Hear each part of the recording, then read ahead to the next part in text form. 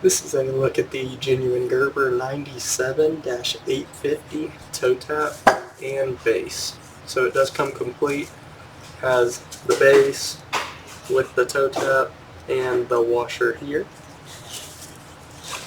Push it down, lock it into place.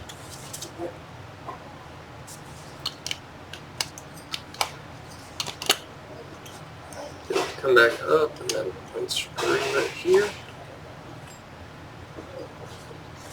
And we'll get a few measurements here. Overall diameter about 2 3/4. Inside about 1.5 inches. About a 1/4 inch down there. Diameter here about 2 inches.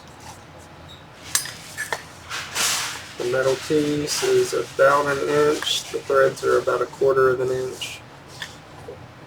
The overall height of the entire thing, just line that up and then tighten it into there. The overall height is about 2.5 inches. And once again, this is the genuine Gerber 97-850 toe tap with the base.